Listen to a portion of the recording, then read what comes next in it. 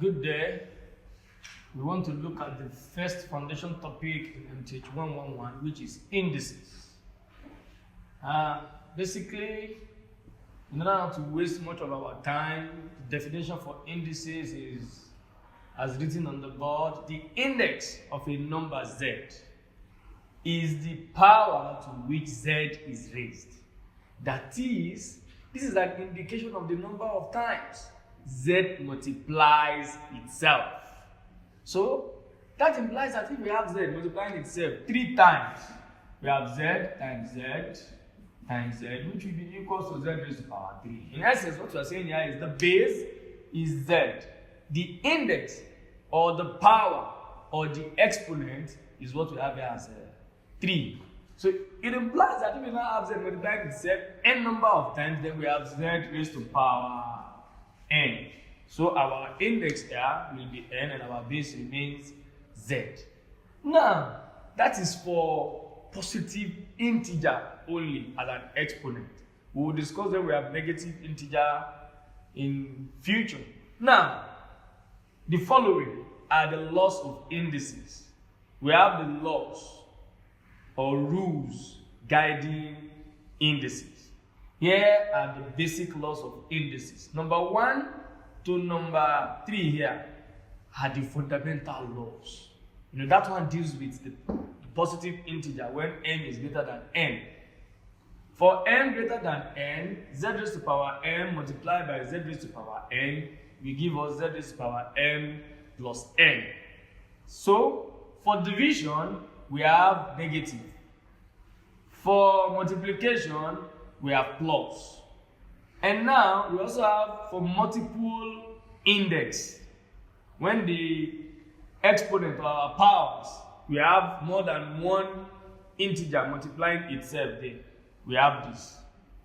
And other laws of indices are the zero index, the negative index, and the fractional index. So for the zero index, we all know that any number raised to power 0 will give us 1. So let's not burn much energy on that. As a matter of fact, all of this has its own proofs. But because of our time, not to bore us with too much stories, we go straight to the point. For the negative index, we have z raised to power minus n. This will give us 1 over z raised to power n. Same with the fractional index. This one, when we have z raised to power 1 over n, we have the nth root of z. But in a more generalized form, when we have z raised to power m over n, now our 1 now is m. Or let's say our m now is 1.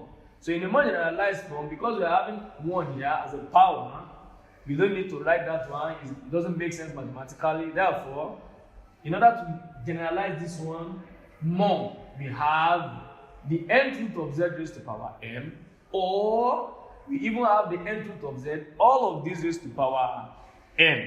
What is next now is for us to begin to look at the examples to test the applicability of all these laws one after the other. So here is one example. Example 1. We have a raised to power minus 2, b raised to power 3, c raised to power minus 4, everything over 6 multiplied by 9 over a raised to power 3, b to the power of minus 3, and c to the power of 4. You want to express this as a positive indices. The question says we should express this function as a positive indices. Very straightforward. What do we need to do here? We need to begin to look at all the factors that looks alike. Here is a constant, another constant. So we have 9 over 6. After that, we can see a here. We also have a in the denominator. So for our a in the numerator, we have a raised to power minus 2. Don't forget, this line here means the division sign. So that means we are having a raised to power minus 3 divided by a raised to power 3. Maybe I should write that first. And then b raised to power 3 by b raised to power minus 3. And then we have c raised to power minus 4 divided by c raised to power 4. See, this division sign is what we want to deal with now. For 9 divided by this, we know that 3 can go here. We have 3 And this 3 will reduce this one to 2. Now for this, we have a raised to power minus 2. But for division, according to law number 2, when we have division sign, it is minus. We remove the power. Once their bases are the same, then we can operate on the power. This will be minus 3 because it is division. Multiply by b raised to power 3, since that's our numerator. If you want to operate with the denominator, since this is minus already, we have minus 3. And for c, multiply by c raised to power minus 4. When this one is coming up as a division, it becomes minus 4 as well. Therefore, from here, we have 3 over 2. We want to perform operation on all these exponents now. Now, we have a raised to power minus 5, b raised to power. This will now be 3 plus 3 raised to power 6. And c raised to power minus 8. But the question says we should reduce it. We should express it as a positive index. Therefore, we have to find a way around all these negative index that we have here. That takes us to law number 5. Or number 5, if I'm not mistaken. That is the law of negative index. Therefore, we have 3 over 2. 3 over 2. Our a raised to power minus 5 now can be written as 1 all over a raised to power 5. Due to the fifth law that says when we have z raised to power minus n, this one is 1 all over z raised to power n. Okay, so we're applying that law now, law number 5 on this. And now we have our b raised to power 6, that remains, since it is still positive index. And our c also, which is raised to power minus 5, that will, so raised to power minus 3, that will be 1 all over c raised to power 8. Therefore, all of this will give us 3 over 2 times b raised to power 6, over 2 a raised to power 5, c raised to power 8, which is the required result that we intend to get. We can now see that this now is a positive indices because all the powers there, all the exponents, all the index there, all the indices there are of positive integers. 6 positive, 5 positive, and 8 is positive. We are done with that one. And now we'll move to the second example. I would like to remind you here that if you have any question or any concerns whatsoever, you can come on the comment section and throw your question there, and you can be rest assured your concerns will be dealt with accordingly. Now to the second example. We also have, I want to simplify about 2 or 3 more examples so that we can look at some initial equation as well, because we can also have equation in its initial form and we solve them one by one.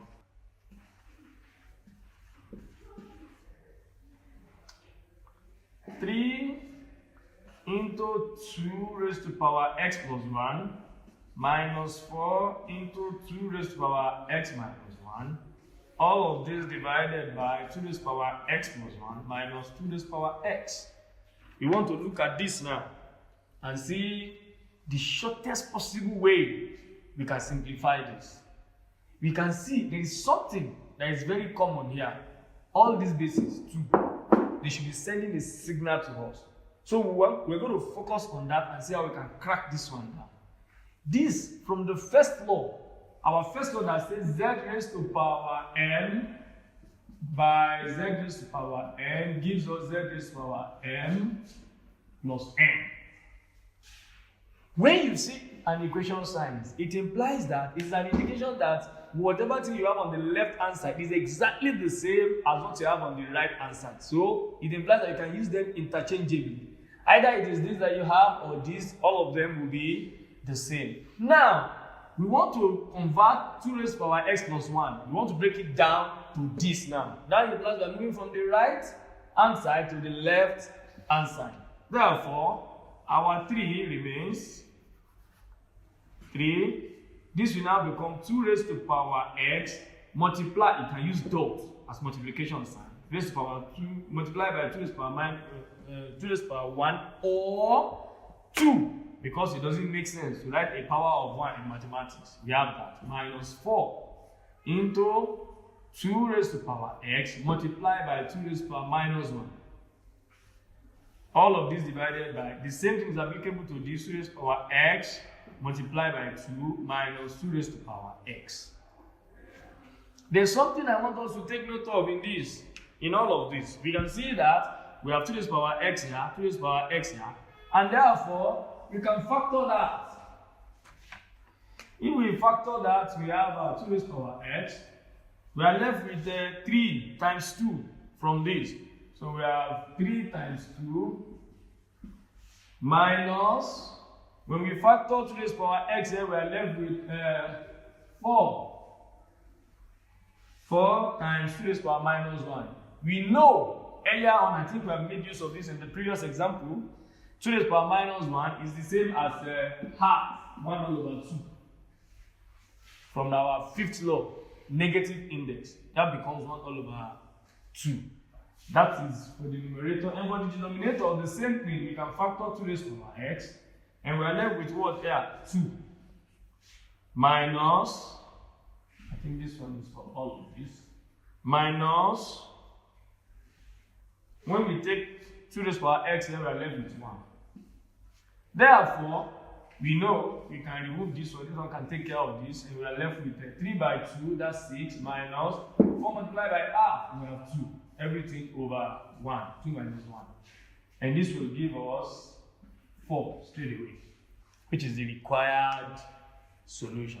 You can see that in all of this, there is no any magic here. We're just applying each of those laws of indices. I think I want to simplify 1 or 2 more so that I can as well solve at least 1 or 2 equations to establish the applications of all these laws of indices into all the examples that are given here. Also simplify 5 times 4 raised to power 3n plus 1 minus 20 times 8 raised to power 2, 8 raised to power 2n. We want to simplify this. We have several other questions, but to stop on this for simplification. And now on this, we have 5 by 4. We all know that one will give us 20. Also, we have a 20 here. We can look in that direction. The other direction we can look is we have a 4 here. We have an 8 here. And we can change our 4 into 2 raised to power 2. That will give us a common base as 2 raised to power 3 for 8. Therefore, let me go with the second option. 5 multiplied by 2. For only this we have 2 raised to power 2. Multiplied by 3n plus 1 minus 20 multiplied by 2 raised to power 3 into 2n. And all of this will give us 5 by 2. We have to expand the power now. That will be 6n plus 2. 2 by 3n plus 2 by 1, which is this, minus 20 multiplied by 2 raised to power 3 by 2n. That will now be 6n. You see, it is getting closer. We now have a 6n. We have another 6n. We can as well separate this guy. Remember, from our first law, that same law, z raised to power m times z raised to power n equals to z raised to power m plus n. It's also applicable here as well. So we have 5 times 2 raised to power 6n multiplied by 2 raised to power 2 minus 20 multiplied by 2 raised to power 6n. You can see we have 6n here, 6n here as a power. Okay? We have 2 raised to power 2 here, back to 4.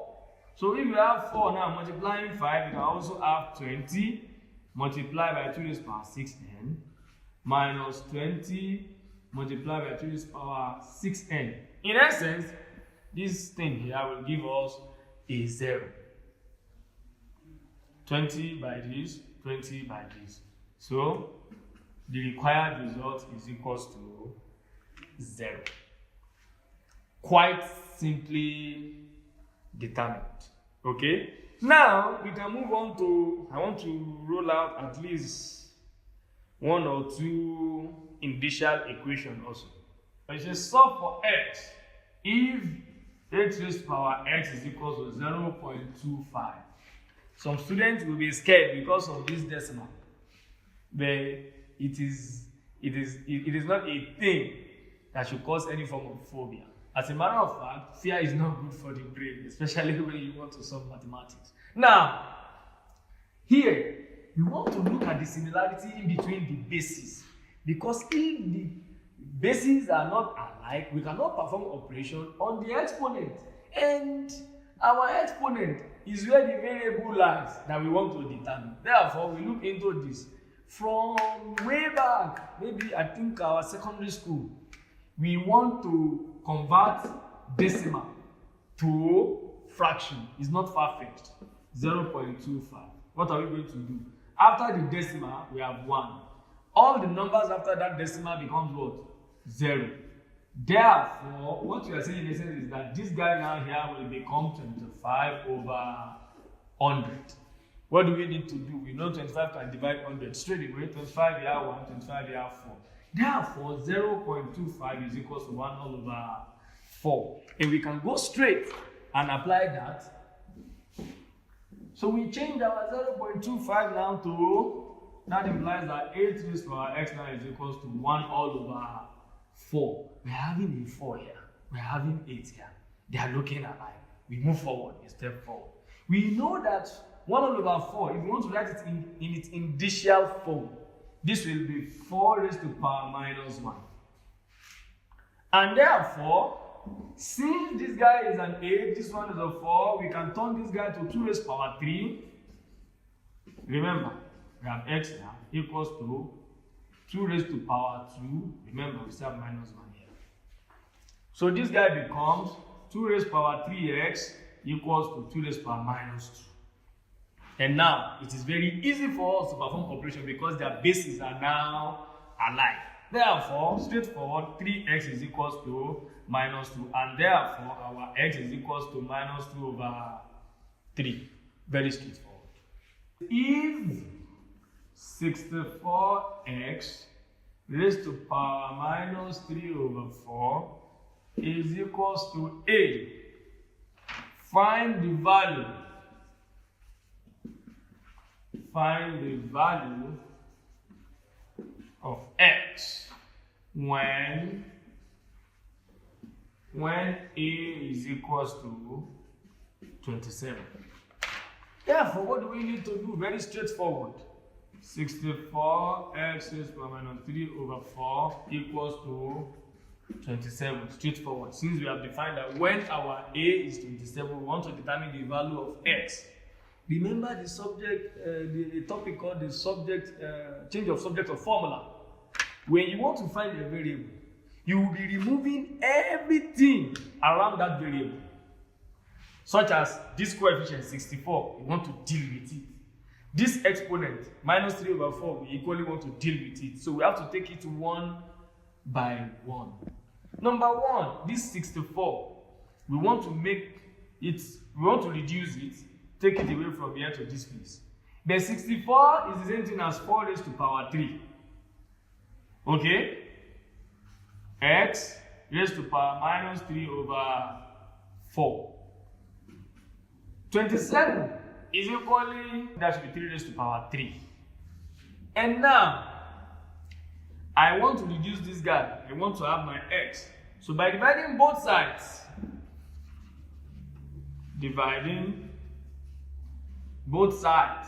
of, I can name this one equation star, of star, we obtain, this will now give us x raised to power minus 3 over 4 is now equals to 3 raised to power 3 over 4 raised to power 3. And because they have the same power, we can generalize and have 3 over 4 all raised to power 3. Therefore, we have x raised to the power minus 3 over 4 to be equals to 3 over 4 raised to the power 3. What next can we do after this? Now we want to deal with this exponent because it's the other bottleneck that we have here. So, what do I need to do? If I multiply both sides, now you know we now have this one reduced to equals to 3 over 4 all raised to the power 3. I want to deal with this power now. So if I multiply this power, but the beauty of mathematics is whatever thing you are doing to the left hand side, you do to the right hand side. So if I multiply this power now by, I want to reduce it to a 1. The only way I can reduce it to a 1 is to multiply it by minus 4 over 3. But I have to multiply this one too by minus 4 over 3. Therefore, this becomes minus 3 over 4 multiplied by minus 4 over 3. Everything equals 3 over 4 raised to the power 3. All this one now by minus 4 over 3 as I have done to the left hand side. If you look at this one now, this will give us 1. Minus will take minus. So we are left with x equals to, we are almost where we are going to. And now, 3 over 4, all of these raised to power 3. 3 can also take 3. If you multiply 3 by minus 1 over 3, so this is left with minus 4. Therefore, x now is equals to, because of this negative index, we can also have 1 all over 3 over 4 raised to power 4.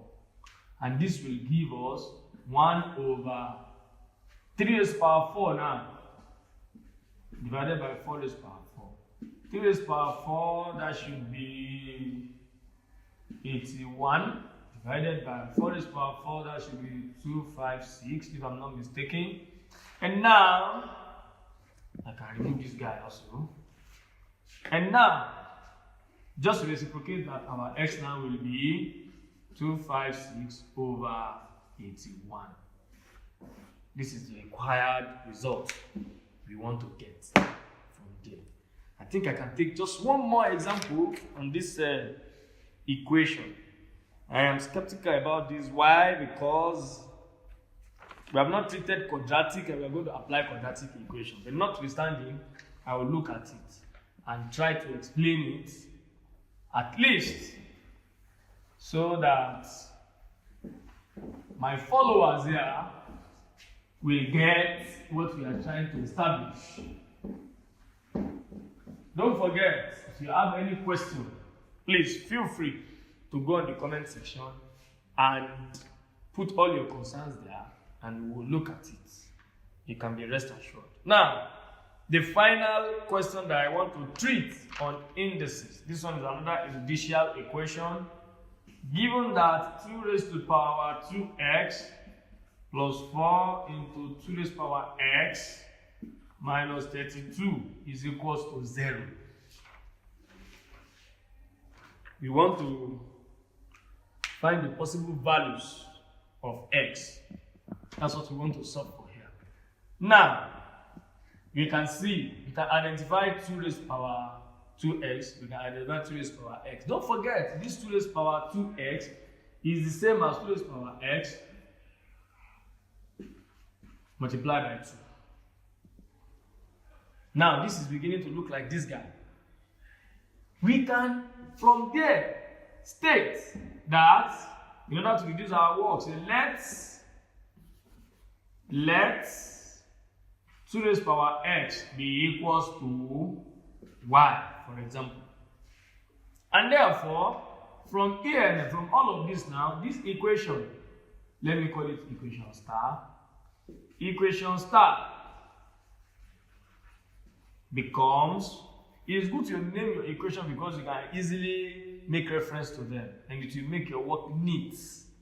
Now, equation star becomes y squared, because whenever we see 2 raised to the power x now, we represent it with what? Y. Y squared plus 4y minus 32 equals to 0. And we can now solve this by quadratic equation. What do we need here? The point of quadratic equation will be explaining in details when we get to that section. So that implies that This will give us y squared plus 4y minus 4y plus 8y minus 32 equals to 0. And reducing this, if we solve this one, we can factor y, and we have y, we are left with y minus 4. If we factor 8 there, we are also left with y minus 4. All of this equals to 0. And in this case, we have this one also common. We factor y minus 4. And we are left with y here. We are left with 8 here. Equals to 0. This one is a quadratic. I'm just supposed to come straight here. But just for the benefit of those that will not understand what we are doing here, I think we should express this straight away. And now, from here, if you have two things multiplying each other, you are having 0. It implies that either one of the two is equals to 0. So that means we have y minus 4 equals to 0, or y plus 8 is equals to 0. Now, this implies that y is equals to 4, or y is equals to minus 8. Don't forget, earlier on, we have represented our y, our 2 raised power x to be y. Therefore, if y is equals to 4, it implies that 2 raised power x is equals to 4. Or 2 raised power x is equals to minus 8. But definitely, our answer can never be this because it has a negative value. And we are not looking for negative index. Therefore, this will be, we represent our answer, 2 raised power x. We can rewrite 4 to be 2 raised power 2. Since their bases are equal, then we can equate their powers. Therefore, our answer here will be x equals to 2, which is the required result we desire to get from this. I hope with all of this example, my followers will be able to learn and pick one or two things that will allay their fear as regards whenever they see exponent, power, index, and so on and so forth like that. As regards indices, I think our problem should be completely clear now. If you have any question, however, you can come under the comment section and put in all your questions there. Don't be worried. You will be attended to accordingly. Thank you. I hope you will find these two questions interesting. Any challenges you have, you can bring them in the comment section and we'll discuss them together, maybe in the next class. Thank you.